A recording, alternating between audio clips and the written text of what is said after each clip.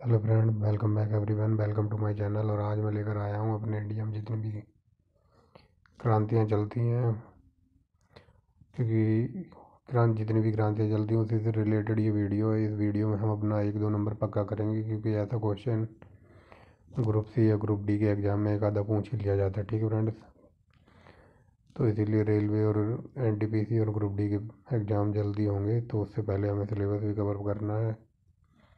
ठीक है फ्रेंड्स, क्योंकि यहाँ से एग्ज़ाम में एक आधा क्वेश्चन बन जाता है, तो उससे रिलेटेड ये वीडियो है। ठीक है फ्रेंड्स, आगे चलते हैं।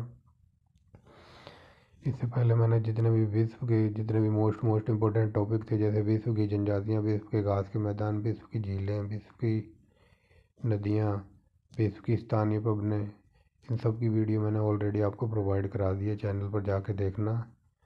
विश्व की जल संधियाँ। ठीक है फ्रेंड्स, अगर किसी ने नहीं देखी हो तो प्ले लिस्ट में जाके देख ले। अब चलते हैं हम अपनी इंडियन ज्योग्राफी की तरफ। ठीक है फ्रेंड्स,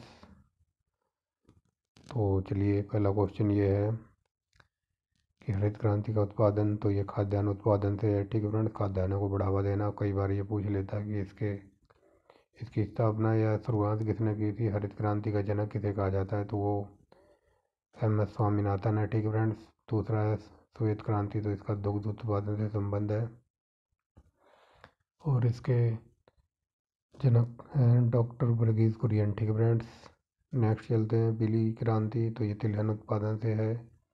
भूरी क्रांति ये उर्वरक उत्पादन से है। सारे के सारे मोस्ट इम्पोर्टेंट क्वेश्चन है और कई बार एग्जाम में पूछे हुए हैं। ठीक है फ्रेंड्स, कि करीब 24-25 हैं, तो आप एक बार सरसरी नज़र से देख लेना। अगर एक बार में याद ना हो तो दोबारा देख लेना। नेक्स्ट है भूरी क्रांति, तो ये उर्वरक उत्पादन से है। नीली क्रांति वेरी वेरी मोस्ट इम्पोर्टेंट, मत्स्य उत्पादन से है।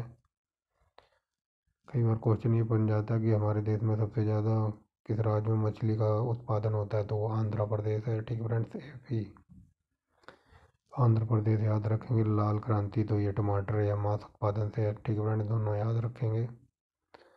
टमाटर लाल होते हैं ना, तो ऐसे ही याद रख लेना कि लाल क्रांति टमाटर उत्पादन से, और मांस भी लाल ही होता है कटने के बाद, हल्का हल्का। ठीक है फ्रेंड्स,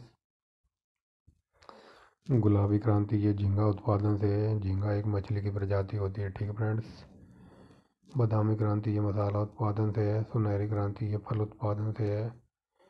रजत क्रांति ये अंडा उत्पादन से है। ऐसे याद रखना कि एक रजत नाम का कोई बंदा है और उसे अंडे खाना पसंद है। अगर अंडा ना मिले तो वो क्रांति कर देगा। ठीक है फ्रेंड्स, कृष्ण क्रांति बायोडीजल उत्पादन से है। अमृत क्रांति ये नदी जोड़ो परियोजना से है, वेरी वेरी मोस्ट इम्पोर्टेंट है। काली क्रांति ये पेट्रोलियम उत्पादन से है। कई बार एग्जाम में ऐसे क्वेश्चन बन जाता है कि काला सोना किसे कहते हैं, तो ये पेट्रोल को कहते हैं। ठीक है फ्रेंड्स, आगे चलते हैं। नेक्स्ट देखते हैं गोल्डन फाइबर क्रांति ये जूट उत्पादन से है। ठीक है फ्रेंड्स, जूट वगैरह होते हैं ना, जैसे नारियल नारियल की रस्सी टाइप होती है, आजकल देहातों में आपने देखा होगा, वो खाट वगैरह में लगी होती है। या फिर जैसे जो नारियल आता है ना पानी वाला, जो नवरात्रों में लेके आते हैं, तो उसका जो ऊपर वो जूट सा नहीं होता गोल्डन कलर का, वही बात हो रही है, उसके जो बाल से होते हैं नारियल के। स्वर्ण क्रांति ये फल उत्पादन से है और शहद उत्पादन से। ठीक है फ्रेंड्स, सिल्वर क्रांति ये कपास उत्पादन से है। ठीक है फ्रेंड्स, सदाबहार क्रांति ये कृषि से या जैविक टेक्निक से। ठीक है फ्रेंड्स, धूसर क्रांति ये सीमेंट उत्पादन से है या स्लेटी क्रांति भी कह देते हैं इसको। इंद्रधनुष क्रांति सभी क्रांतियों पर निगरानी रखने के लिए इंद्रधनुष क्रांति चलाई गई है, क्योंकि इस क्रांति का काम है कि जितनी क्रांति चलाई जाएं उन पर सब पर निगरानी रखने के लिए, ताकि वो प्रॉपर से वर्क कर रही हैं कि नहीं। ठीक है फ्रेंड्स, नेक्स्ट है सनराइज क्रांति या सूर्योदय क्रांति, तो इलेक्ट्रॉनिक उद्योग के विकास हेतु। सैफरॉन क्रांति तो ये केसर उत्पादन से है। स्लेटी या ग्रे क्रांति तो ये उर्वरक उत्पादन से है। नेक्स्ट है खाद्य श्रृंखला क्रांति, तो ये भारतीय किसानों की आय 2022 तक दुगना करने के लिए चलाई गई थी, पता नहीं कैसे करेंगे। वाइट गोल्ड क्रांति तो ये कपास उत्पादन से है या इसको तीसरी क्रांति भी कह देते हैं। ठीक है फ्रेंड्स, तो ये थे करीब 24 क्वेश्चन, क्योंकि यहाँ से एग्जाम में एक आधा क्वेश्चन बन ही जाता है। तो आई होप आपको इन्जॉय किया होगा वीडियो को। ठीक है फ्रेंड्स, अगर किसी को एक बार में समझना है तो दोबारा देख ले, क्योंकि ये मोस्ट इम्पोर्टेंट क्वेश्चन है, यहाँ से एक आधा एग्जाम में पूछ ही लिया जाता है। और इससे पहले मैंने सतीश चंद्रा की बुक से मध्यकालीन भारत का इतिहास स्टार्ट किया है।